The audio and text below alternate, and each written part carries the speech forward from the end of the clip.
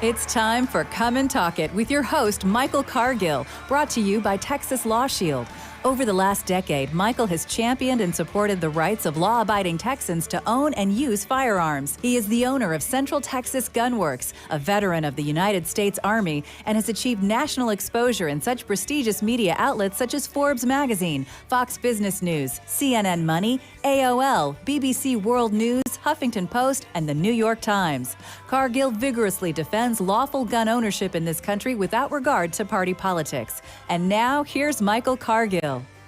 Good day, Austin, Texas, the live music capital of the world. Let's praise the Lord and pass the ammunition. All right, so we are back. Man, we've been away for about 2 weeks. Seems like a while there. Memorial Day and all those little holidays, and there's a race going on, NASCAR, and so we took a nice little vacation there, but we're back. There's some breaking news coming out of Travis County in Austin, Texas here.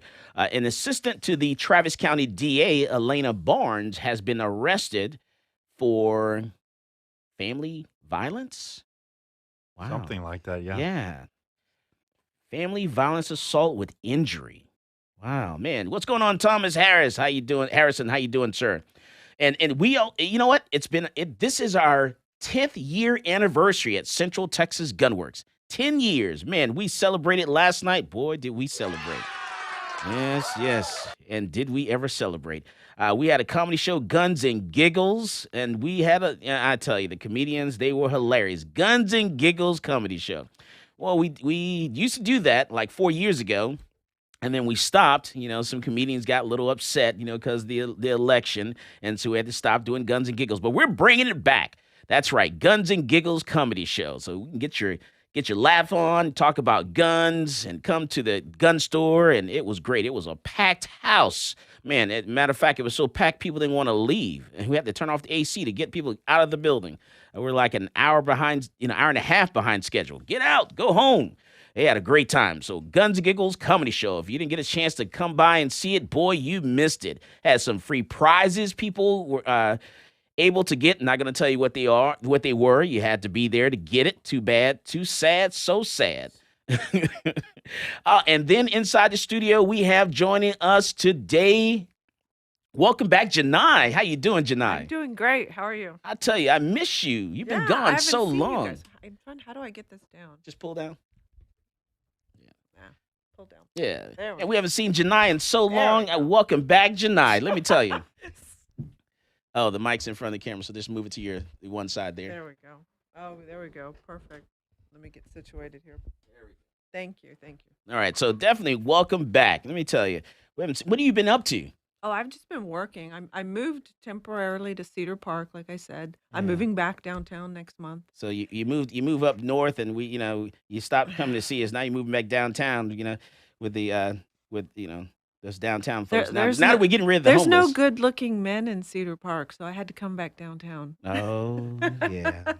I know. You're right. That's like Williamson County, isn't it? It is. Yeah, you want to stay away from there. There's nothing to trash in Williamson County. Just all trash. All right. Just joking. Don't call me, please. No phone calls, no messages. I'm only joking.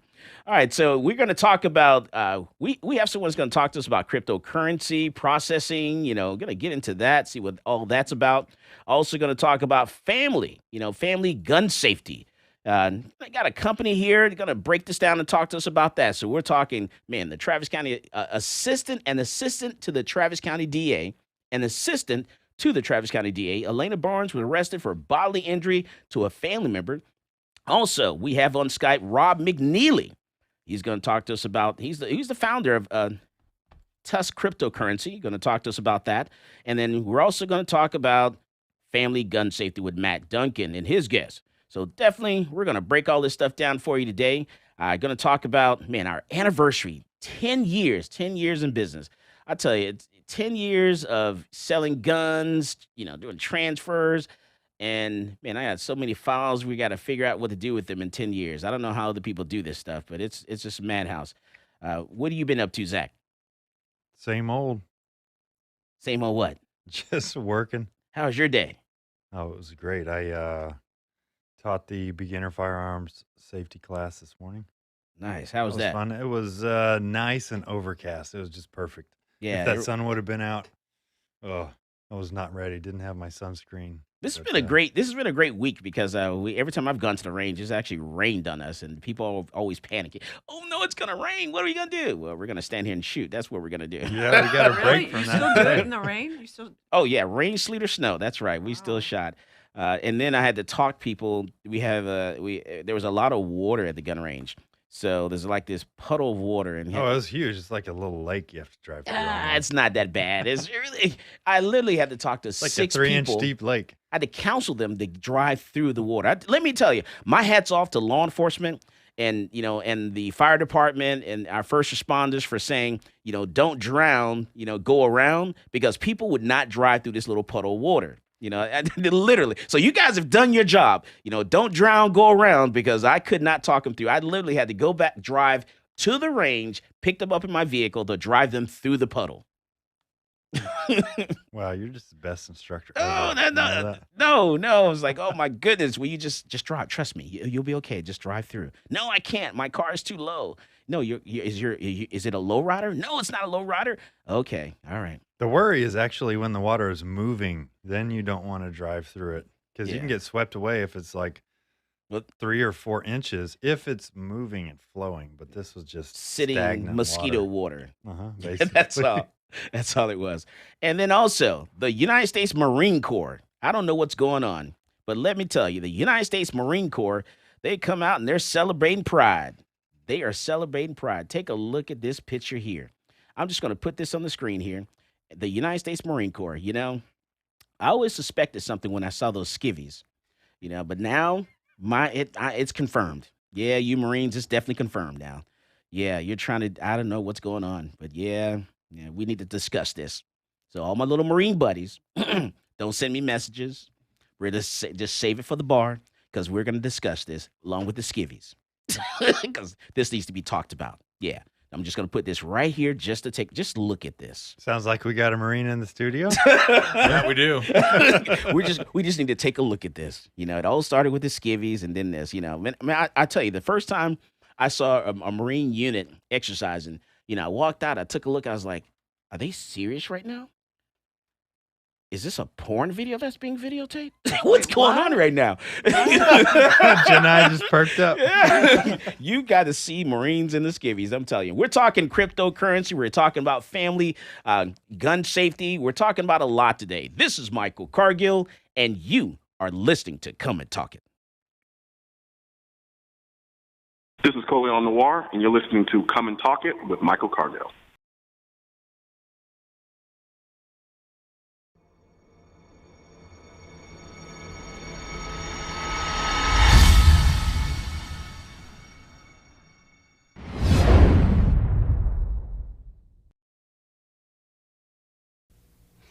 Hello, my name is Edwin Walker. I'm an independent program attorney with Texas Law Shield. I want to talk to you today about an issue that we see on a daily basis. In fact, you yourself will encounter it on a daily basis, and that is the subject of road rage. I am sure that you have all seen road rage. You may have actually been involved in a road rage incident.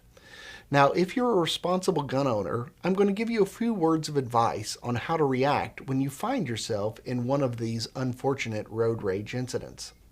While on the roadways, we all observe something that makes us upset. Whether it's poor driving, unsafe driving, or just simply somebody being very discourteous. By all means, you should restrain yourself from engaging that person and telling them how bad their actions were, because this can be perceived as an act of road rage. If you're a lawful gun owner, you have a firearm in your vehicle, you do not want to be viewed as the aggressor in a road rage situation. Now, with regard to a situation where an individual has chosen to rage against you, and you are the actual victim of the road rage, if you and the other individuals are still in their automobiles, do not use your firearm to respond to any of the rager's activities. This is because law enforcement views the fact that you're both still safely in your metal boxes as removing any threat of immediacy that you may be harmed. So please, if you have a gun, somebody is raging against you, forget you have a gun. Don't display it, don't brandish it, don't show it, don't point it, and for God's sake, don't fire it. This could result in a lot of trouble for you.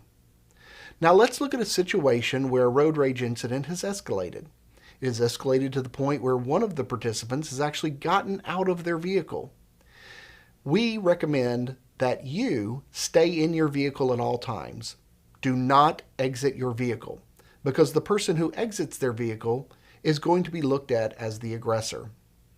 If the other individual has exited their vehicle and they are not in contact with your vehicle and they do not have a weapon, then do not feel that you can display your weapon in an act of self-defense. People are allowed to just simply stand there and scream at you, scream whatever they want. Until they make a demonstrative effort to try to harm you, there is no immediate threat that would justify displaying or shooting or brandishing your firearm. Now, in the event that the person shows their own weapon, in particular a firearm, the existence of their weapon would give you reasonable belief that there was an immediate threat of harm that would justify an act of force or deadly force.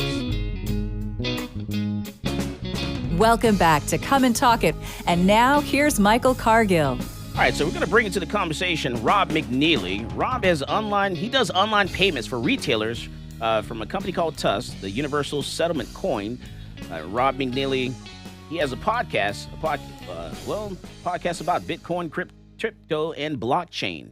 And Rob's got a movie coming out, upcoming movie Permafrost, guns, 2A, and podcasting. So let me make sure, hopefully I got all that stuff right. Rob McNeely, welcome to Come and Talk It, sir. Hey, Michael, how are you today? I'm doing great, sir. How you doing? I am doing good, but I'd like to start off with saying is Tusk isn't actually a company at all. We're a decentralized cryptocurrency project. And I always like to clarify that because a decentralized cryptocurrency project is somewhere between a nonprofit and a co-op. But we're actually not a company at all. There's no CEO, no LLC, none of that. Okay, good. Okay, awesome. And you know what? First, I want you to tell me about this movie. You have a movie coming out, right? Yeah, we're actually in the final phases of filming. We're doing probably releasing late fall, early winter. It's called Permafrost. It's a post-apocalyptic movie, kind of like Mad Max meets Revenant. So we've literally spent our entire pandemic winter in the mountains of Park City, Utah, filming in blizzards. Wow. So we're real excited about it. Okay, and so you guys are talking Bitcoin, crypto, and blockchain. In this movie, right? Yes, sir. All right. So you're talking guns also. No, not in the movie. Not in the movie? What are we, No, what are we not talking in the movie? No. Because you're doing guns in the movie, right? There's lots of the guns in the movie, absolutely. But no, it's just a fun feature movie that we're releasing. It's our first feature film. I'm an executive producer on it and a producer and everything else. But this is our first feature. We've done a lot of short films in the past, but so far this is like the big step forward for us in the filmmaking side of things. And there is some overlap there because one of the ways that we're trying to, and we plan to further promote Tusk is through the use of viral video. So we're just kind of constantly taking pictures and video of stuff all the time these days.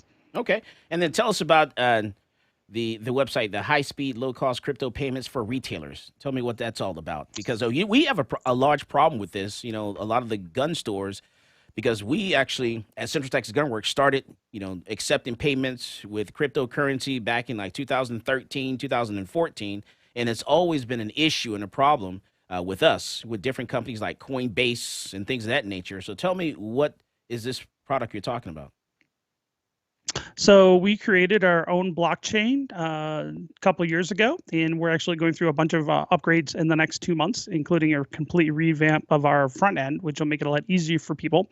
So essentially, we started Tusk out of labor love. We're all passionate gun guys, and we saw the two areas that I really like. I really do believe that the future is decentralized cryptocurrency systems, but I'm also very passionate about solving problems in the gun space. And so we were able to basically say, hey, look, we're going to focus on getting adoption of cryptocurrency. So I always say, think of Bitcoin for guns, but instead of Bitcoin that no one's actually trying to help people and get them onboarded and teach them about it, we decided to create a dedicated cryptocurrency that was for the 2A community. But unlike Bitcoin, we did some things. We built the technology with input from the gun community. So before we ever started coding, we actually started talking to people in the space and learned about what the problems were that retailers and manufacturers were having. And we took all that information. So we made it really fast. We made it basically free for retailers. So there is no transaction fees for the retailers with Tusk. So 0% transaction fees, no chargebacks. Unlike Bitcoin, which has really long, basically confirmation times. Confirmation times on the Tusk blockchain are instantaneous. Technically, it's on the average, it's 2.6 seconds to get a confirmation. And then we are never going to be able to shut your accounts down because of politics. So we say the future of money, transactions, finance, and commerce, we believe over the next 5-10 years, everything's going to be moving to decentralized systems. And so we said, look, let's focus on building something that can protect the 2A community now. If anything, we're a free insurance policy against being deplatformed and debanked. And we believe with the current administration and the way things are going, that it's just a matter of time for the 2A space and gun retailers to get deplatformed. All right. So are we talking about putting something in the back end of your website? We're not talking about like an actual credit card processing machine in the business, but just this is something we will use to process online by adding it to the, to pretty much to the back end. So yes, it's like anything else. When you're trying to create a whole new paradigm, there's a lot of phases that we're going to roll things out. So initially, we are focused on the e-commerce website side of things because that's the easiest place to start. Right now, you can go to forgingblock.io and download a free payment gateway and start accepting Tusk in a matter of minutes. Tusk transactions are supported on all the main shopping cart softwares right now. Okay, Forging Block, and what was that one more time? Forgingblock.io is a place where you can, and so that's a separate project, but they've integrated us for payment gateways. Right. So if you wanted to accept Tusk on your website, and you could just download a payment gateway for free, set it up, and get accepting payments. But the great thing is we're on a mission. Okay, we've been in this space for 3.5 years now, and we're still, moving along. We are a no BS blockchain. We do not hype. We're not out there selling, illegal securities. We never sold tokens. We never did an ICO. Our focus is from day one has been trying to solve a problem for an industry that I think is super, super important. And so we're not going to hype like, oh, you're going to get rich and get a Lambo in a week for, doing nothing like you hear with a lot of these other coins. But those other coins don't actually have a strategy to get people to actually use them. Right. Even though Bitcoin, and I love Bitcoin, I'm here because of Bitcoin. I have a lot of investments in Bitcoin. But the fact is no one spends their Bitcoin because, Bitcoin's more like a 401k. It's like an Amazon stock. No one's going to sell their 401k or their Amazon stock to buy groceries or buy gas. And it doesn't matter how great your crypto project is or your crypto technology is if no one's spending it. We're not trying to be a 401k or a stock or something that's going to get you rich quick overnight. What we're focused on is trying to be Venmo to enable transactions that are, one, just affordable. I know a lot of small mom and pop shops, I'm not going to say who they are, but they're paying 7% transaction fees for credit card processing right now in the 2A space by so-called 2A friendly credit card processing. And it's absolutely ridiculous. And so we said, look, you don't, with cryptocurrency payments, the paradigms is very different. You don't have 5 levels of people taking a cut that are all these middlemen, as you do with the SWIFT system and credit card payments. We don't need to gouge. We're not a company. We're not for profit here. We're not trying to just, screw owning mom and pop gun stores. We're actually trying to support them and help them. And so in cryptocurrency payments, the retailer or the seller doesn't pay the fees. The buyer does. And the buyer, if for any amount of value, we don't have like a percentage of the sale. It's a flat 50 Tusk, which right now is about a half a penny. So the only fees that you're going to pay for a transaction on Tusk right now today, and you can do this today, is the buyer is going to pay about a half a cent for whatever the payment is. And so how our strategy is how we're working on it right now. We're talking to a lot of big companies, and I think by the end of the year, we're going to have some major alliances in the 2A world. But the key is we're working with retailers to help them discount and incentivize to their customers to pay them with Tusk because it's to their best interest. They eliminate their chargeback risk. They get instant settlement, so they get improve their cash flow. They save a ton of money on fees, and ultimately it's an insurance policy. And so I tell every mom and pop, gun store out there, even if you don't care about cryptocurrency at this point, set up a payment gateway on your website, set up a free Tusk account, and just have that infrastructure there in case something happens last minute or unexpected with your payment processing. That's really good, Rob. It seems like nowadays in the current political climate, even if the government wants to shut somebody down, like a firearms manufacturer or somebody in the firearms space, it's almost like they don't even need to do that by legislation. All that needs to happen is basically if their credit gets shut down, then so do they. Exactly. And so we're just trying to create, initially, we believe this will go in phases of adoption. And adoption is the thing we're focused on right now. It doesn't matter how good your crypto is if no one's using it. Even though in the crypto world, everybody just cares about getting, sell their Doji coins and get rich overnight. But the fact is, we're not focused on trying to hype BS. We're actually out there trying to work with the community to solve a really, really big problem. But you're right. It's like there is no backup. You're already barred from, gun retailers are already barred from any third-party payment options, Square, PayPal, Venmo, all of them. They can't use them now not because of laws, but because of the terms of service of those companies. They don't allow basically firearms transactions, right? None of them do. Correct. And so they're completely prohibited. And so gun retailers are locked into two online payment options, essentially ACH and essentially just credit card processing. But when there's so few companies in the 2A space that do credit card processing that is 2A friendly, they're still paying tremendous amount of fees, double, triple in some cases what they would do any other product, and which is ridiculous to me because guns are constitutionally protected in the United States, yet they're treated like they're heroin or fentanyl dealers. Yeah, and those credit card transactions are so high, and even Bitcoin transactions. If you're buying guns with Bitcoin, then it's like $30 to $45 or something, right? Easily. So we said we built a different type of blockchain than Bitcoin. And by the way, I am not ever going to bag on Bitcoin because I love Bitcoin. But Bitcoin is something different than what we're doing.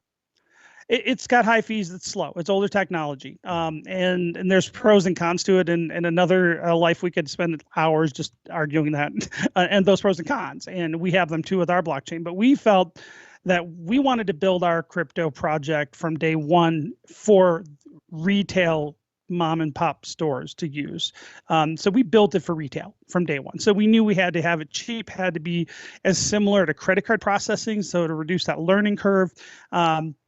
And it had to just be fast. And that's really important. Unlike a lot of these other types of blockchains that are, like I said, really great investments, right? I have a lot of money invested in Bitcoin. I love Bitcoin, but I'm not going to sell my Bitcoin to buy a gun. All right, we're talking with Rob McNeely, and we're talking about cryptocurrency. We're talking about guns and Bitcoin. This is Michael Cargill, and you are listening to Come and Talk It.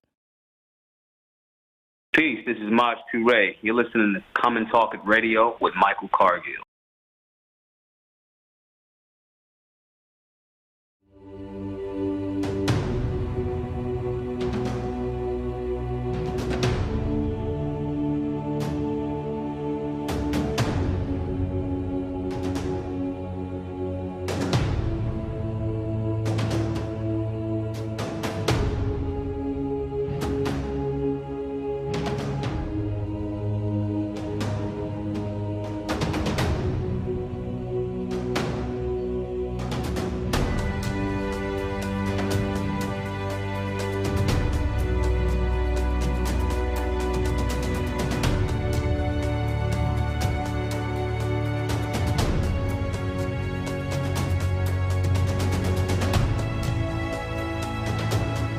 I'm a U.S. Army veteran with a strong sense of duty and respect for our system of government. After 12 years, I was honorably discharged and decided I would fulfill the American dream of entrepreneurship and open up a gun shop in Austin, Texas. At my shop, I teach people to be law-abiding and how to safely use their firearm. On page 46, going to talk about Penal Code Section 46.02. The day that ban went into effect, I went into my local ATF in Austin and turned over my bump stock because I'm a law-abiding citizen. But I wasn't going down without a legal fight. So that's why I reached out to NCLA. NCLA is representing Michael Cargill because federal agencies do not have the power to rewrite statutes. Bump stocks are not machine guns. If Congress wants to change the law and ban bump stocks, it certainly can do so. But we can't have the executive branch rewriting a statute and putting people in jail for up to 10 years. It's a problem because, this government agency has said, you know what, something that is legal is now illegal, and we're going to confiscate it from you, and we're not going to compensate you for it, and you're going to become a criminal. The goal of our case here is to tell the ATF that they can't get away with this kind of administrative lawmaking. This isn't constitutionally permissible, and this is... Welcome back to Come and Talk It. And now here's Michael Cargill. All right, so we're back and we're talking about Bitcoin and we're talking about cryptocurrency. We're talking about transactions, talking about how to run your business and and actually conduct transactions in the business without your credit card processors or your processors shutting you down, because we've had this problem for years being in the gun industry. Trying to do payments, whether it's credit cards, whether it's cryptocurrency, and you're dealing with companies like BitPay and actually shutting you down, holding on to your money, having to fight with them to get it back and all the good kind of stuff because they've changed their terms of service while you're actually, dealing with, their service. So we're talking about that today, and we're discussing this with Rob McNeely. And Rob, what do you say to that? Because we've had that problem in the past where I started working with a particular service like BitPay, and all of a sudden, right in midstream, they actually shut us down completely and hold on to everything, and we have to, in heat of night, they're kind of switched to some other company. Well, it's not a surprise, because if you look at the third-party payment providers, even in crypto, they still have an underlying banking relationship oftentimes. And so because of that underlying banking relationship, so many of these, third-party payment providers, just like PayPal and Venmo, they just write in their terms of service that they just outright prohibit, constitutional things like body armor, guns, anything like that. And so even with crypto, so even when we wanted to go and get with third-party payment providers, we actually had to look around and even look at some international partners that did not have in their terms of service a prohibition on firearms. And in fact, we talked to the top 5 services, and I'm not going to go into all the names, but you can clearly just go look at their terms of service, and they prohibit guns. And the language is almost identical to the terms of service you'd find on PayPal. And so that's not a surprise at all. But so we decided to partner with Forging Block, which is an international crypto-based company that helps provide integrations into crypto payments. And so we partnered with them, and we're going to be working with several others over time. In fact, we're looking at building out right now, over the next couple months, we're looking at building out an option that people can self-host their own payment provider. And so we're going to be rolling that out to just eliminate that piece from the stack that can be centralized. All right, cool. And then tell us a little bit about that movie one more time. So I am an executive producer on a forthcoming movie called Permafrost. And so it's a post-apocalyptic movie. Think of Mad Max meets Revenant. So we spent a good chunk of the winter filming in the snow, but we have NFL players in it. We have horses, and we have sled dogs and snowmobiles and lots of guns. And so how's that going to work? We're pretty excited about that. Because when I think of permafrost, I think of the world is going to end and there's no electricity. How do we deal with cryptocurrency? So in the movie, we've downplayed that piece of it. In fact, in our movie, the main currency is ammunition. Very interesting. So it's actually pretty cool. I won't say everything because I'm not going to give away any spoilers, but we have that's where a we're player going. I'm from telling you now. That's where we're going right now. I can see it. You want eggs? You want a dozen eggs? You want a loaf of bread? How many bullets do you have? we have some really cool people in it. We got some big bad guys in the movie. Were Corbin and Bronson Kaufusi. Bronson plays for the Green Bay Packers, and Bronson plays for the 49ers now, and they're in our movie, so we're super excited about that. Callie Theronay, she was on American Idol. She's in the movie.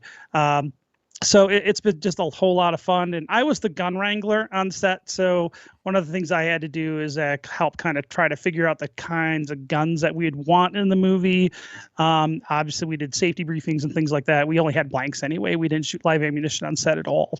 But it was a lot of fun doing that because, again, it pulls into my passions of guns, which are a huge passion of mine, as well as making movies and being creative and doing content production.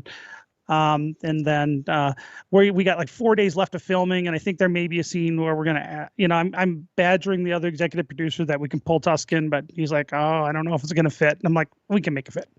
So, but you can check that out at permafrostmovie.com, and there's a trailer up there if you want to take a look. All right, nice. And Thomas Harrison is on Facebook asking how you can watch this movie. Where is it going to be available? Streaming service or somewhere else? So we're not sure on the distribution mode yet. So we're depending on when we get it edited. We're going to try to get into some film festivals first. And we're already talking with one possible distribution house. So we're already excited. So depending, we might actually have a small real distribution deal, or we might just do a pay-per-view on Amazon and Netflix, which isn't as hard. But we're really trying to anxious to get in some of the bigger. I'd love to get in South by Southwest, for instance.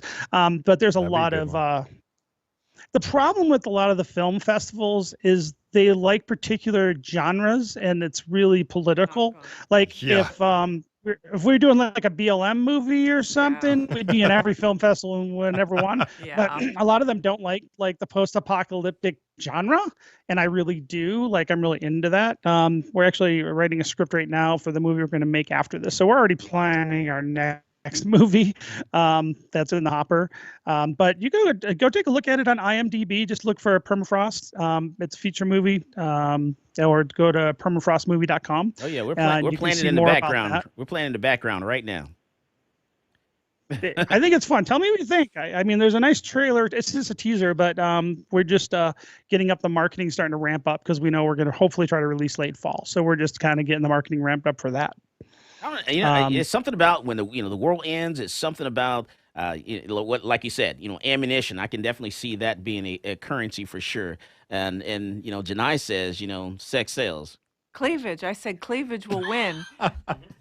You think so? Why is that? Doesn't it? Someone would rather have see cleavage than trade for ammunition. Okay, so I win all the time. I win every day. So a box of 9 mil versus cleavage. You're saying? I win every day. Okay. All right. Zach, I don't doubt her, though. Zach? I don't doubt that. Zach's like, no comment. My girlfriend. Ammunition is expensive right now. Okay. He's like, no comment. My girlfriend's listening.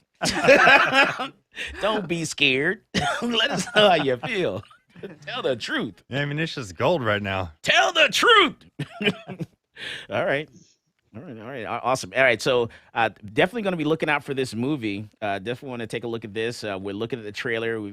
So go out to where can we find the trailer one more time for everyone that's out there? You can go to permafrostmovie.com or just do a search on IMDb. All right, awesome. IMDb.com. And then your website, so they can learn more about the payments for retailers. Where they go for that? Sure, TUSC.network. TUSC.network. We pronounce it tusk like the elephant. That's why we got a little elephant head, but it's TUSC.network. Awesome. I tell you, man, thank you very much. I'm just definitely going to look into this myself. Look at something for me to do because I'm telling you that's it. I can't tell you the countless times that we've had to change processors. It happens a lot, and the problems you have with banks. I've had a lot of issues. I've actually had an issue last year, 2020, with one of my credit card processors held a very large sum of money, and I didn't even know it. and so it's an issue. It's definitely a problem. And so you got to watch your processors because they will hold on to that cash, hold on to that money and not give it to you, and so it's an issue. Well. Unlike with Bitcoin, we'll be happy to walk you through the process. We have very active groups on Discord and Telegram. But I'll give you my cell phone number. I'll give you my text number. You have a problem, call me. And you know what? You won't get someone from Bitcoin doing that, Right. or a lot of the other cryptocurrencies. And that's what we're doing. That's a little different. Is that we're trying to do outreach. I spend more time going to gun-related events than I do going to crypto-related events. Wow. Because I believe that's where our market is. I went to SHOT Show last time. Went to Gun Rights Policy Conference. Went to the last NRA convention, and I'm going to be doing all those this year. I just got back from IV 888's gun tuber shoot down in Georgia 2 weeks ago, and I can tell you that you got to do the work if you want people to work with you and use your payment system. And I think with a lot of the other crypto projects, they don't do the outreach. And a lot of think they're entitled to it. Your gun manufacturers and your gun distributors don't know, the danger that they're in, because when a new administration comes in, that's how they're going to come at us. They're not going to come at us by, gun legislation as far as, banning a particular firearm. I think they're going to come, that back door and say, you know what, let's make sure they can't process payments, or let's make sure, like your movie, let's make sure we tax the ammunition. Let's raise that price. That's how they're going to come. Well, we certainly know, even if it wasn't directly from the politicians, right? Even though they definitely are trying to attack the Second Amendment any chance they can, do you think they're going to defend it if the banks decide, look at how Silicon Valley is treating Americans, right? With the deplatforming and censorship. I mean, think about it. When the Silicon Valley people can literally deplatform a president, regardless of how you felt about the last president, that's pretty damning that they have that kind of power over us. And so to me, the one thing that if any of your listeners that are especially in the 2A world understand the difference between a centralized and decentralized system, Tusk, our system, we can't shut you down if we wanted to. It's impossible. We can't shut your account down. And there's, just like with YouTube, there's an alternative called Library TV, or now it's called Odyssey. They just rebranded as Odyssey. It's blockchain. They can't shut your videos down. And that's the difference between these, Parler, which is centralized. Look at Minds.com. It's a decentralized Twitter. They can't shut your account down ever. Parler can shut your account down. Rumble can shut your account down. Odyssey, Library, Minds, and Tusk, we can't shut your accounts down because we don't like your politics. And so I want people to understand that there are insurance policies out there in the crypto and blockchain space that you need to look at. You need to start hardening your whole. There's the safe harbor domain registrar. We saw this with Silicon Valley deplatforming. Go to epic.com with a K, epic with a K.com. The CEO, Rob Monster, he's a big believer in the 1A and 2A. They have a full decentralized, or a full, safe harbor stack for people to basically mitigate their risks of deplatforming. We are working with them. They are adopting Tusk throughout their platform as well. And so we got a lot of announcements that will be coming forth in the next couple months with that relationship. We are talking to a couple billion-dollar gun companies right now about how we can integrate with their e-commerce platforms. So there's a lot of things coming down the pipe. And I know the executives in some of these big companies, they are thinking about it. They're looking at the technology now because they don't have a choice. But my soft spot as an entrepreneur too is the small mom and pops, the ones that don't have an IT department, right? The ones that don't have big bankrolls to pay developers to build, certain things. We're trying to focus on those guys first because they're the ones that are paying 7% transaction fees and they don't have any other backup plan. And Tusk can be a backup plan, and it's free to set up. There's no, and we, it's super cheap. It's free. So Tusk.network. All right. Thank you, Rob McNeely with Tusk Network. Go ahead and check him out. Thank you, Rob. You have a wonderful rest of your day. Thank you for coming on and breaking it down to us. And thank you for telling us about the movie Permafrost. We're going to check that sucker out when it comes out. Thank you, Michael. You have a great day. Absolutely, sir. All right. And this is Michael Cargill, and you are listening to Come and Talk It. Folks, this is Doug Man Jones. And I get my gun news from Michael Cargill at Come and Talk It.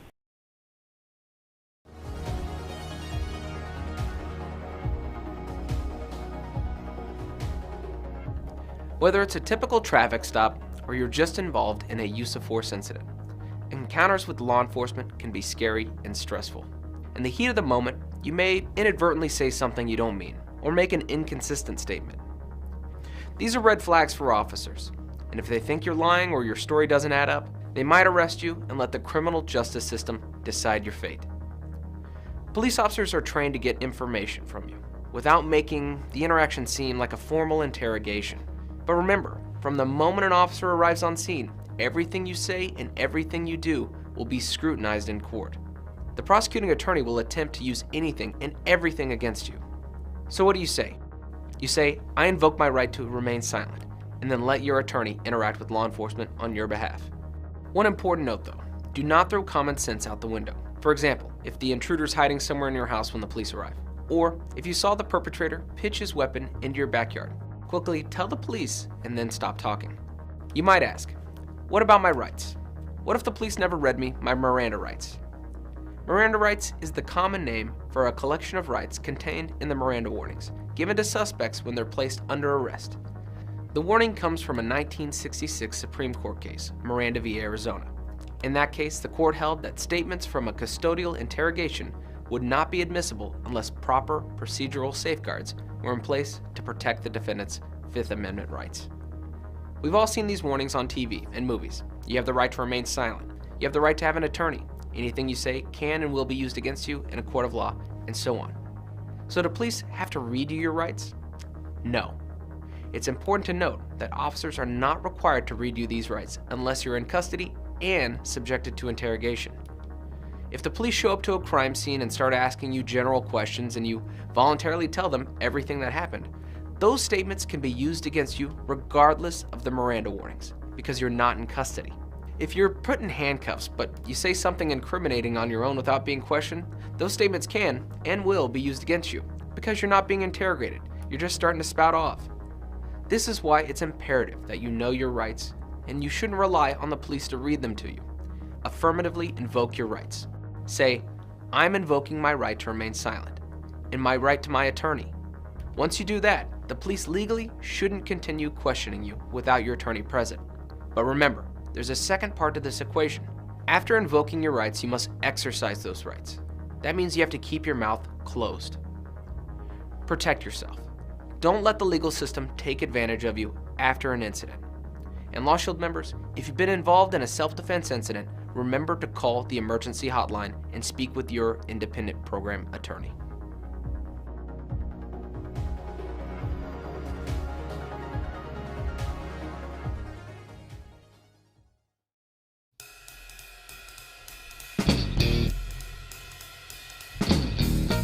Welcome back to Come and Talk It. And now here's Michael Cargill. All right, so we're back and we're getting questions about constitutional or permitless carry. And Janai had some questions about it. What kind of questions do you have, Janai, about it? I have lots. Liability.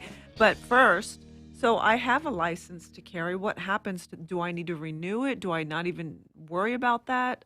Because I remember one of the things you mentioned to me when I moved, make sure you change your address on that. Because you only have so many days to do that, which Right. I didn't. And you want to make sure your driver's license and your license to carry a handgun, you want to make sure those addresses match, especially when you walk to the gun store. Yeah, so I recommend everyone keep your LTC, keep your license to carry handgun, okay, because you're going to need that if you want to travel outside the state of Texas. All right, the license to carry handgun is not going to go away. We're still going to have that because you need it for a couple reasons. One, you're going to need it to travel outside of Texas. You'll need it if you want to purchase a gun. It's good to have it, to do that gun transaction. So that way, when you fill out the 4473, the gun store, they don't have to contact the FBI, do the background check. Your LTC is the background. Okay. Your background check's already been done. And then also, it's good to have if you stop by police. Once you stop by law enforcement, your background check's been done. They're going to know, okay, well, I don't have to figure out if this person's been convicted of, domestic violence or something like that. Or you have your LTC, boom. It's in good standing because when people walk to the gun store, we actually type in your LTC number and they'll let us know if it's suspended or revoked. Yeah. So I remember okay. yeah. So it's good to have it for that. Also, it's good to have if you're traveling within 1,000 feet of a school. Do you know if you're going within 1,000 feet of a school, you're actually violating the federal law if you do not have a license to carry handgun from the state that you live in. So I don't know how often you travel through school zones, but you're violating that federal law. So it's good to have your LTC for that. And then also, it's good to have your license to carry handgun when you're walking on private property. You're going into someone's business. You want to be on private property. You want to have your LTC because with your license to carry handgun, you walk into someone's business. They have a sign posted that says no guns are allowed, like a 30.06, 30.07, or the 30.05, which is going to be created because of permitless carry. The 30.05 sign, which means a person without a license, can't carry a handgun. They post that sign. When you have your LTC, your license, you can say, oops, my bad. I didn't see the sign. I have my LTC. Without an LTC, you're committing a crime. Oh, wow. So it's good to have your license. Yeah. Right? And do you think it's good from a liability perspective? Let's say hypothetically you have to use your firearm and you go to court and you have that license as opposed to just doing permitless carry. Do you think it will help your case? I think Because it's good to take the class because the class and what is taught in the class talks about use of force and deadly force. People that carry are going to walk out their doors come September the 1st when permitless carry goes into effect. By the way, constitutional carry or permitless carry will not go into effect until September the 1st. When that does happen, you walk outside your door and you start carrying that firearm and you use it for self-defense, just like in your vehicle right now or just like in your home right now. The amount of phone calls that we get from people that have to defend themselves in their home or their vehicle currently today, and they don't do it for the right reason. They make that, make those wrong choices. Like some people think that you can shoot someone for criminal trespass just because someone's, outside you're in your backyard. Well, you can't shoot someone for criminal trespass. And if you do that, you're looking at committing a crime. Just like the guy in Fort Worth when a young lady broke into his home, and stole some stuff from him and was running away. He ran outside, tell the young lady to drop it. And so she looked at him, she dropped it, and then she continued to run, and he shot her. And so he was, he's been charged with murder because of that, because she dropped the property. Got to take a class and learn what the laws were. Because if she still had some of his property and she's running away, then he can use force, deadly force to stop her to get the property back. So but then it doesn't changes. it matter what the property is? All right. Well, you know what? Let's bring some people into this conversation. All right. So let's bring to the conversation. We're going to talk with Matt Duncan. Right. Pleasure to be here today. What's going on, Matt? And Matt's with Safer Families Firearms Academy. Right. Yes. All right. So we're going to talk about gun safety for the whole family. So Matt, come on, tell us about your company and what you guys do. Hey. So I'm here. This is my business partner, Dean Janka. And I just want to tell you, real quick about where this idea came from and where we started this project. So, if you rewind back to last year when gun sales were just through the roof, and I think that all of us, at least here in this room, and probably most of the people listening today, we're seeing, in the middle of last year, just month after month, just record numbers of gun sales. And my background is I've been an experience-based educator for almost 20 years now. So my background is in a wide variety of family-focused programs where experience is the mode used to teach whatever it is that we're teaching. So when I started seeing these gun sales going through the roof, and obviously I'm a big 2A advocate. I own guns. I've been shooting since I was a kid. But there was a part of me that, had a little bit of a heart attack. And I said, wow, there's all these guns going into first-time buyers' homes. And a lot of these first-time buyers probably have kids that have never experienced a gun except for on TV or in a video game. And it kind of made me realize, hey, there's a space that needs to be filled for bringing safety, awareness, knowledge into families' homes. And so, I called Dean. He's a good friend of mine. And, between my 20 years of education experience and Dean's been competitively shooting since he was a kid. He was also a Marine, and he was a firearms instructor when he was in the Marines. And I said, hey, man, let's put together a program that really teaches families from the ground up who have just purchased their first gun how to be safe, how to store it safely, and how to shoot well. And so we put together what is a full day class that is for the entire family. And right now we're focusing on kids 10 and up. That's mostly because we want to make sure that the learning environment that we're creating is safe and productive. So we bring together entire families to have a conversation about why do we have guns in our homes, how do we use them, how do we store them safely, mechanics and drills. We use really high quality replica BB guns that, work and function just like real guns. That way, when we're in the classroom, we can be running drills and trainings and showing these both kids and adults, how do we properly handle these? We make people walk around the classroom with these replica guns, making sure that they're practicing, where do you keep it pointed when you're moving, keeping your finger off the trigger, just the basic mechanics of handling guns. We want to make it something that's normal, something that's approachable, and also something that's fun. We do, yeah. We also do live fire. Thank you. Yeah, we do take these families out to the range. We encourage the families that come to our classes to bring the guns that they recently purchased, that they already own. And we also have a number of we use Gsg Fireflies, which are it's a 22 caliber version of what's essentially the SIG 226. And we use these to teach kids how to properly handle and shoot. And they're great. It's a lot of fun. We're out on the range teaching people, our favorite hobby.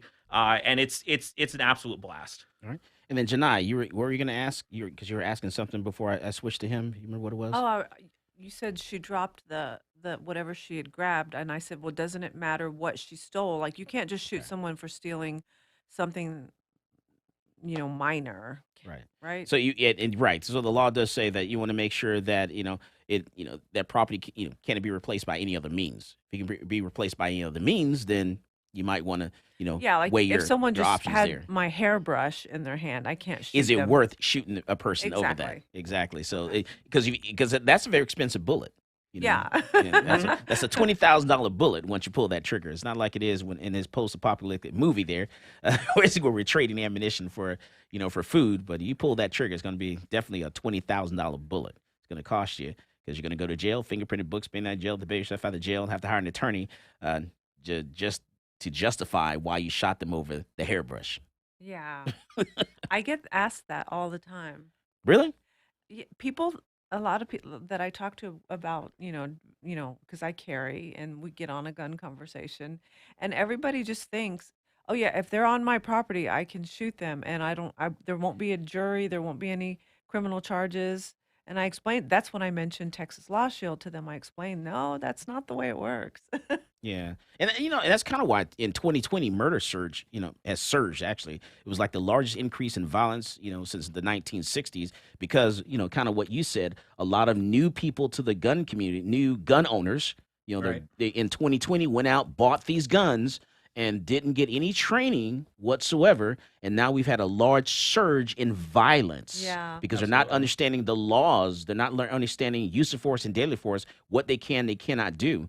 And people have been charged with crimes just over the permitless carry, the constitutional carry. When people start discussing this in the news, we've gotten so many phone calls of people thinking that it already passed and they thought they could walk out the door and carry their gun and realize they can't. And now they've been charged with crimes now. So you have to take a class. You got to learn what the law is, because all your little Facebook friends are going to sit back and laugh at you, once you've been charged with a crime. I have a friend that literally went to the airport with a gun and now is facing. And we'll talk about that when we come back from the big break. fine. This is Michael Cargill, and you are listening to Come and Talk It. Yo, what's going on, guys? It's Jack Jones here, and I get my gun news from Michael Cargill on Come and Talk It.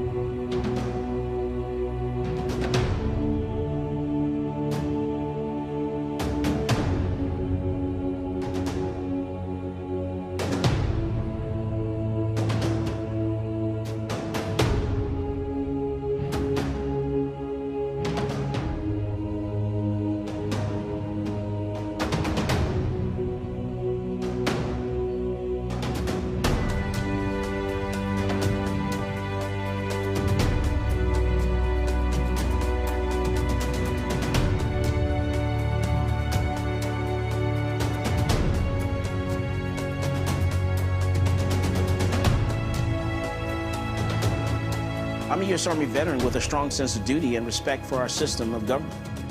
after 12 years, I was honorably discharged and decided I would fulfill the American dream of entrepreneurship and open up a gun shop in Austin, Texas. At my shop, I teach people to be law-abiding and how to safely use their firearm. On page 46, we're going to talk about Penal Code Section 46.02. The day that ban went into effect, I went into my local ATF in Austin and turned over my bump stock because I'm a law-abiding citizen. But I wasn't going down without a legal fight. So that's why I reached out to NCLA. NCLA is representing Michael Cargill because federal agencies do not have the power to rewrite statutes. Bump stocks are not machine guns. If Congress wants to change the law and ban bump stocks, it certainly can do so. But we can't have the executive branch rewriting a statute and putting people in jail for up to 10 years. It's a problem because, this government agency has said, you know what, something that is legal is now illegal, and we're going to confiscate it from you, and we're not going to compensate you for it, and you're going to become a criminal. The goal of our case here is to tell the ATF that they can't get away with this kind of administrative lawmaking. This isn't constitutionally permissible, and this goes against everything that our nation was founded on. The bump stock ban turned innocent law-abiding citizens into criminals overnight, even though they were compliant with the statute. And that's not right.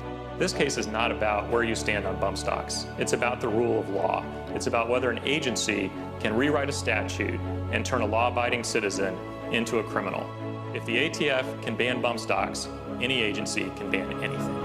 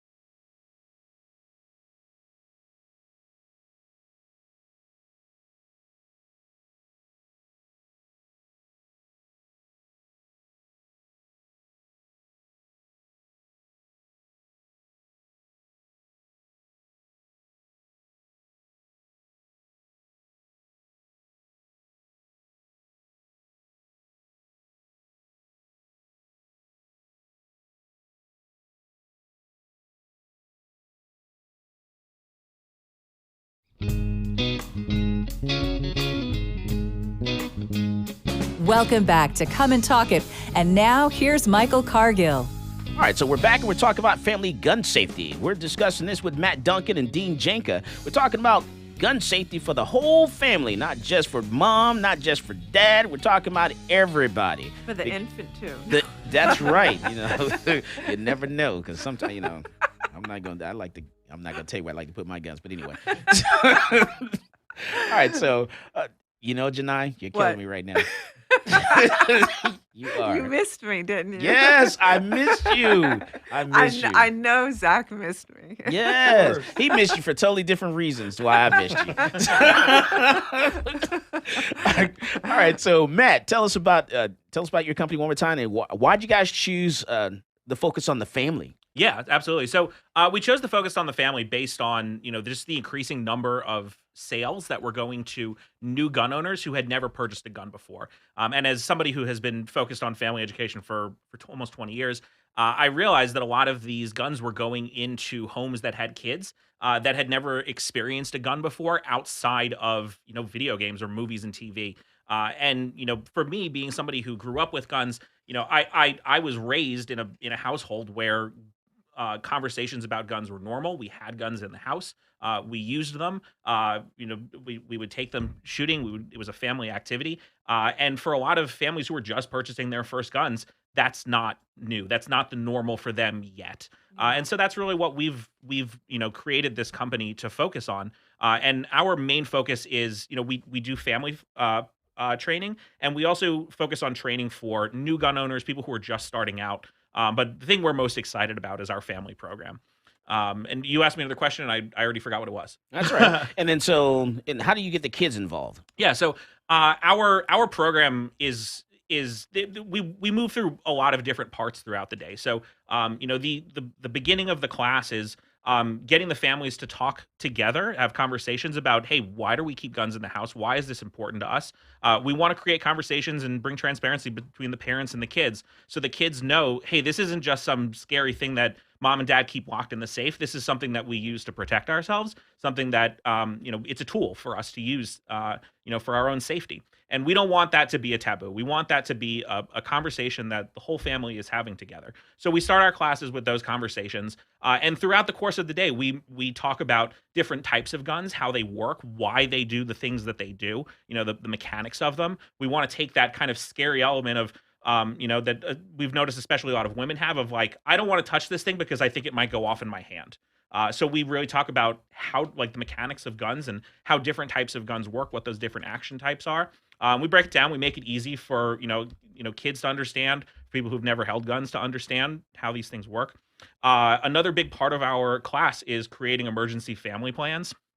And we encourage our students' families to bring in layout maps of their houses, and we work with them. And a lot of the stuff for this section comes from Dean's experience in the Marines. And we teach families, hey, how do you create an action plan in your house for whether it's an intruder in your home or if there's a fire?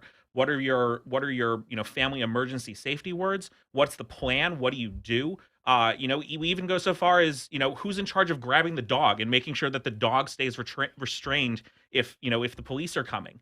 You don't want your 100-pound dog getting excited and running out to a bunch of police officers that are responding to your house. So who's in charge of that? Your dog's part of your family. You have to be responsible for that as well. And we also talk a lot about handling and storage, and we make it fun. We do. Sometimes it feels weird to call them games, but we do games in the classroom. They look a lot like drills. The drills that most of us are familiar doing, is dry fire drills. But we kind of gamify them. We make it fun. We work together as families. We work separately as adults and kids. And then when we go out to the range, we have kids practicing on 22 caliber handguns that we provide. 22 is great. I think most of us know the merits of 22. It's a great little round. But one of the other things that I like about training kids on 22 is that it tends to have a lot of issues with misfires and failure to eject and failure to feed. So it really gives kids from a young age an understanding of how do we safely handle and manipulate this firearm, even if something goes wrong with it. And usually when you step up to bigger caliber rounds, those problems disappear. But I think it's important personally to start training on what could happen, what could go wrong, so you know exactly what to do, whether you're on the range or in the heat of a scary moment. Yeah. And Janai, you have a lot of friends that that will ask you questions about defending themselves in the home and what would you do and things of that nature. So what are some of your experiences with or questions that people that ask you? Most of my friends assume that if there's an intruder or if there's someone on their property that they can shoot and there's not going to be any sort of trial, that they won't have to defend themselves in terms of litigation of any sort. They think that's it. I shot them. They were on my property. I'm done. Now, do you guys get into any of what happens after you fire that shot? Yeah, we do. Actually, I'd like to take a second to shout out my brother-in-law, who's a police officer in Indiana, and he sat down with me when we were creating this program, and I asked him some very direct questions from a police officer's point of view of what do you want? What do you, as a police officer, want people to know when you're responding to their emergency call, and that shots have been fired at the house? What do you need to know? What should these people do to prepare so that the police officers who are responding feel comfortable, so that you feel comfortable, and that nothing else comes out of that situation that we don't want to happen. And so, what is he saying? Definitely, as long as you're able to, stow those firearms away. Make sure that your hands are empty. When you are on the phone with 911, make sure that you give them a description of who you are and what you look like, what you're dressed in, so that they know, okay, when I come up, the guy in the white shirt and jeans, that's that's the person who made this call. That's not, the guy who we're responding about. Give them, as much of the situation as you can. Describe, what are you going to see when you come into the house? Things like that. All right. And then that's important because there was that shooting that happened on was it April the 20th? When they read the George Floyd verdict, there was a young lady called the police because there were some people outside that were fighting.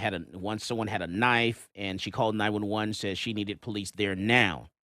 Well, when police got there, she ended up being outside the home with a knife in her hands. Mhm. And when the police officer rolled up with lights and sirens, she ended up getting shot. The police don't know what you look like unless you tell them. Exactly. And and people have a hard time of understanding, why did the police officer shoot her? Well, he rolled up with lights and sirens. You talking about Ma'Khia Bryant? Yes. She was trying to stab that other girl. Right. Yeah. Right. And so, you have to look at, what the information that the police officer has when they're arriving on the scene and what they see.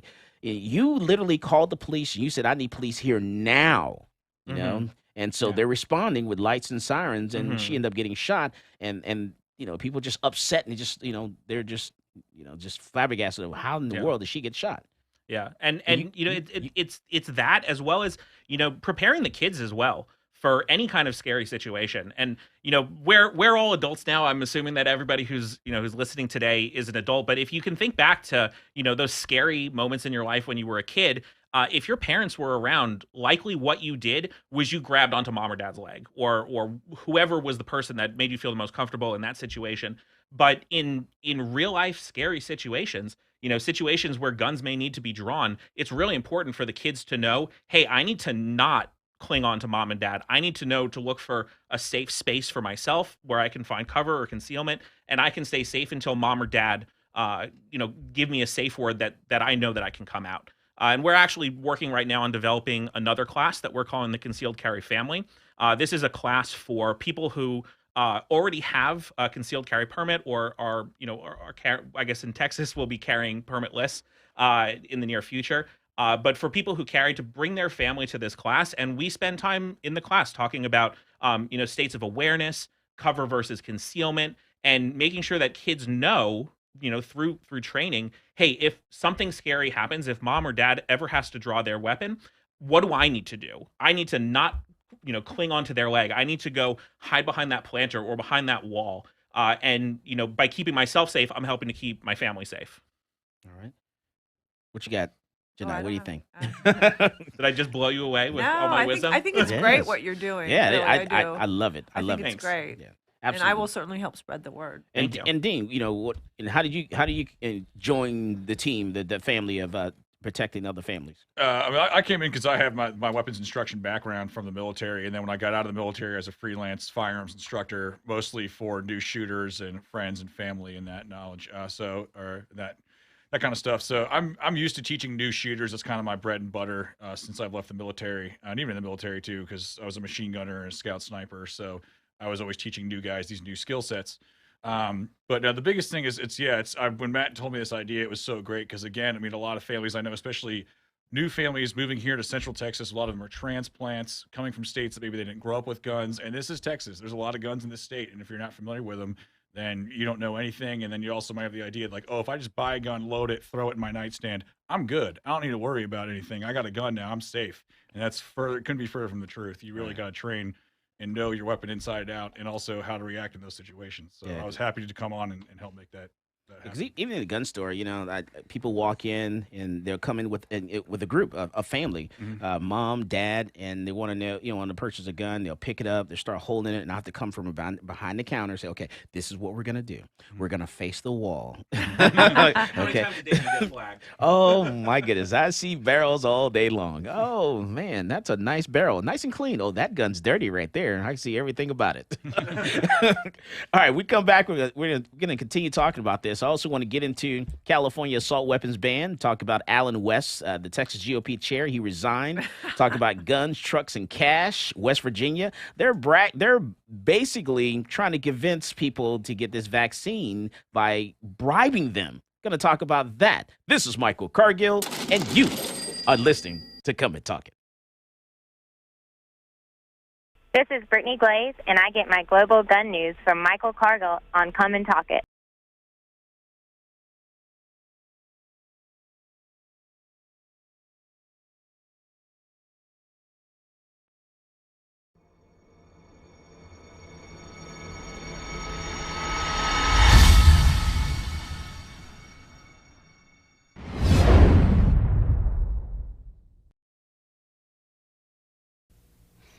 Hello, my name is Edwin Walker. I'm an independent program attorney with Texas Law Shield.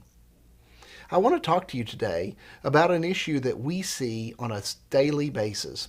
In fact, you yourself will encounter it on a daily basis, and that is the subject of road rage. I am sure that you have all seen road rage. You may have actually been involved in a road rage incident. Now, if you're a responsible gun owner, I'm going to give you a few words of advice on how to react when you find yourself in one of these unfortunate road rage incidents. While on the roadways, we all observe something that makes us upset. Whether it's poor driving, unsafe driving, or just simply somebody being very discourteous. By all means, you should restrain yourself from engaging that person and telling them how bad their actions were, because this can be perceived as an act of road rage. If you're a lawful gun owner, you have a firearm in your vehicle, you do not want to be viewed as the aggressor in a road rage situation. Now, with regard to a situation where an individual has chosen to rage against you, and you are the actual victim of the road rage, if you and the other individuals are still in their automobiles, do not use your firearm to respond to any of the rager's activities. This is because law enforcement views the fact that you're both still safely in your metal boxes as removing any threat of immediacy that you may be harmed. So please, if you have a gun, somebody is raging against you, forget you have a gun. Don't display it, don't brandish it, don't show it, don't point it, and for God's sake, don't fire it. This could result in a lot of trouble for you. Now let's look at a situation where a road rage incident has escalated. It has escalated to the point where one of the participants has actually gotten out of their vehicle. We recommend that you stay in your vehicle at all times. Do not exit your vehicle, because the person who exits their vehicle is going to be looked at as the aggressor. If the other individual has exited their vehicle, and they are not in contact with your vehicle, and they do not have a weapon, then do not feel that you can display your weapon in an act of self-defense. People are allowed to just simply stand there and scream at you, scream whatever they want. Until they make a demonstrative effort to try to harm you, there is no immediate threat that would justify displaying or shooting or brandishing your firearm. Now, in the event that the person shows their own weapon, in particular a firearm, the existence of their weapon would... Welcome back to Come and Talk It. And now, here's Michael Cargill. All right, we're back, and let's talk about some gun news. So a federal judge overturns California's 32-year assault weapons ban. So basically, this past Friday, the judge overturned the state's 3-decade-old ban on what they call the assault weapons, which is called a failed experiment, prompting a sharp retort from the state's governor. So California prohibited the sale of assault weapons in 1989. The law was challenged in a suit filed in 2019 against the state attorneys general by plaintiffs including James Miller, a California resident and San Diego County gun owner, and Political Action Committee. And so the the California Attorney General Rob Bonta has come out swinging. He said, these weapons of war don't belong in our streets. He says Parkland was an AR-15 we used, Las Vegas AR-15, Sandy Hook AR-15, Poway AR-15. He says he will fight this ruling. Well, you know what? I'm just going to say, you come after my AR-15, you're going to get my bullets first. And so that's all I got to say about that, Mr. Bonta. Okay. So, man, I tell you, guns don't kill people. It's people. You have bad people that kill people. And I know it's very basic and, how we say that, but, that's what it is. California has a problem with prosecuting criminals. That is your problem. You're saying that someone can commit a crime right now in portions of California where it's $1,000 and you're not going to prosecute that person. Well, of course they're going to escalate that to the next level and use do something worse. They're going to graduate because you're allowing them to do whatever in your city. You're not prosecuting people. You're letting people just sit, lie anywhere in the city with no just like here in Austin, we have this serious homeless problem that did nothing but just create more crime in this city. And you're the problem, because you're not, holding people's feet to the fire and making them follow some type of rules and some type of laws here. Talking about telling people, families, that they can't defend themselves and telling what gun they can use because the cosmetics of the gun, because the way the gun looks makes no sense whatsoever. What do you think, Janai? Do you have an AR? We need to get you an AR. No, but several months back, I fired one for the first time, and when I tried that, I said to myself, "Man, I can see how people enjoy shooting this gun." I was at the range, and it was really smooth. It's not as big. It's not a big recoil as you would think, like a shotgun. No, I loved it. It was fun. I enjoyed it a lot, and I contemplated buying one. Well, but it stands for Armalite rifle, but I think I want to nickname it American rifle. Yeah, no. Yeah. I like that, American rifle. That's what I want to call it. All right, so let's go back. I want to talk with Matt a little bit more about Safer Families. And you have a Safer Families Firearms Academy. Yeah. You guys talk about gun safety for the whole family. Do you talk about what gun to use? Should we use a handgun? Should we use a shotgun? Yeah. Can we use an AR-15? For home defense? How do you get into that? Yeah, that's a great question. We do spend time talking about how to choose what weapons are right for you. One of our goals when people come through our classes, when we have a lot of people that come through that haven't purchased their first gun yet.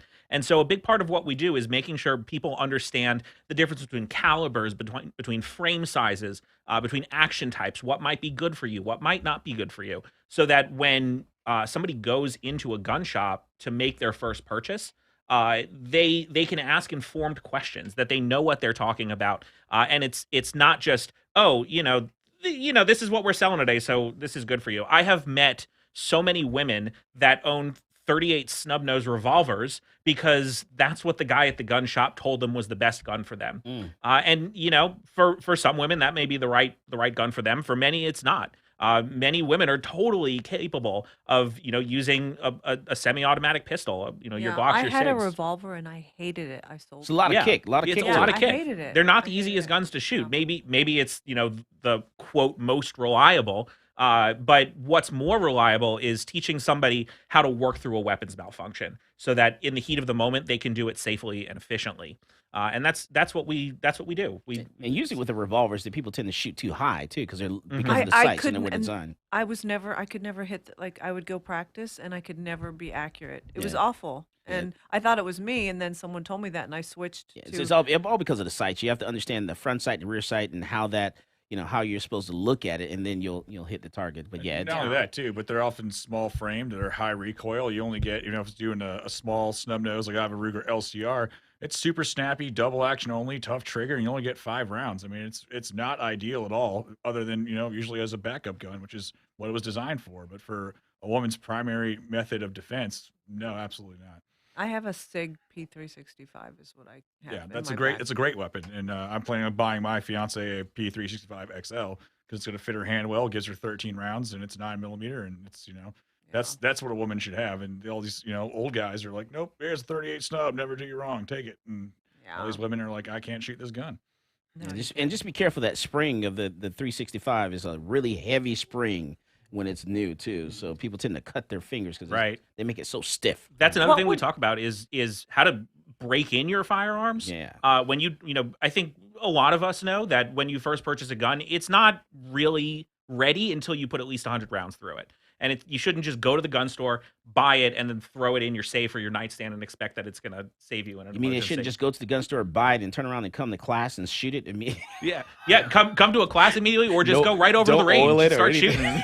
So, no oil, no nothing. I have a question. Yeah. So let's say there's this family that's listening, and they haven't had a chance to go to your class and whatnot, and they have some guns at home, and they have children. Yeah. What would you if there was an intruder, because I picture, you say the youngest you teach is a 10-year-old, Mhm. which is not a very big child, Mhm. right?